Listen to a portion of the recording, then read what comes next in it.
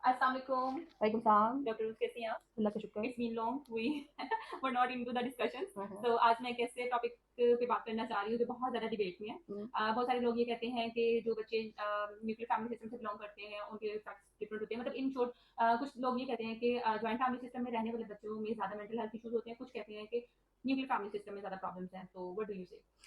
अच्छा इकरा ये एक बड़ा रिसेंटली बड़ी डिबेट हो रही है, बल्कि रिसेंटली क्या बड़े अरसे से इस पे डिबेट जाती है कि न्यूक्लियर फैमिली सिस्टम ज़्यादा अच्छा है for the mental health of the child या जॉइंट फैमिली सिस्टम। सो मैं ये कहती हूँ कि न्यूक्लियर और जॉइंट फैमिली सिस्टम की जो आप टेक्निकली अगर मैं आपको फैमिली स्ट्रक्चर की बात बताऊँ, what matters is the structure of the family. Family system जो न्यूक्लियर और जॉइंट है ये हमारे करेक्टरिस्टिक कल्चर के हैं, ठीक है। ये मैटर नहीं करते।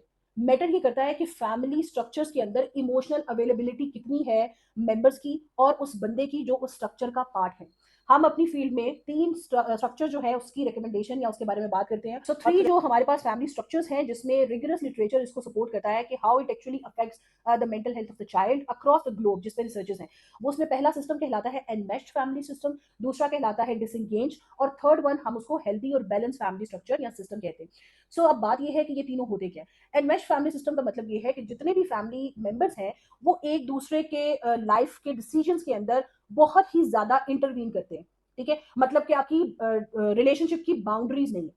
आपका चाचा भी कोई मशवरा दे रहा है, आपका ताया भी कोई मशवरा दे रहा है, आपके अपने बहन भाई भी, और every one is contributing towards the decision of a child. और उसमें क्या होता है, वो आपका बच्चा जो है जो उस सिस्टम में ग्रो कर रहा है वो परप्लेक्सिटी का शिकार होता है। वो खुद से कोई डिसीजन नहीं ले सकता, उसके अंदर इंडिपेंडेंस नहीं आती, उसके अंदर सेल्फ स्टीम बड़ी काम आती है, क्योंकि बार बार लोग हर दफा उसका कंपैरिजन करते हैं, तुम्हारा ये वाला इतना काम कर रहा है, तुम्हारा ये कजन इतना काम कर रहा है। ये सारी कॉम्प्लेक्सिटी बच्चों के अंदर आती है इन जो आपके पास इनमेश रिलेशनशिप्स हैं जहां पे फैमिली सिस्टम है, इनमेश फैमिली सिस्टम।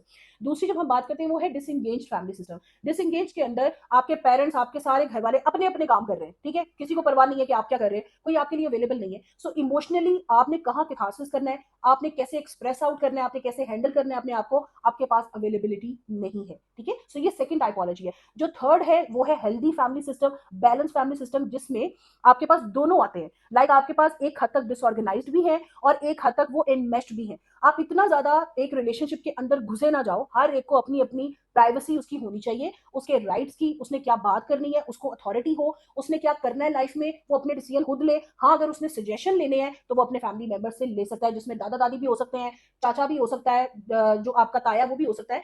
हर किसी के एक्सपर्ट ओपिनियन आप कंसिडर कर सकते हैं, लेकिन आपको लिबर्टी होती है कि जब आपने डिसीजन लेना है तो आप खुद लें। सो जो फैमिली सिस्टम्स एक बैलेंस अप्रोच में लेके चलते हैं, वहीं पे आप इमोशनली फ्लरिश करते हो। बच्चों की मेंटल हेल्थ कॉम्प्रोमाइज नहीं होती, क्योंकि उनको पता है कि उनके डिसीजंस के अंदर या उनकी प्राइवेसी को कोई कॉम्प्रोमाइज नहीं करता।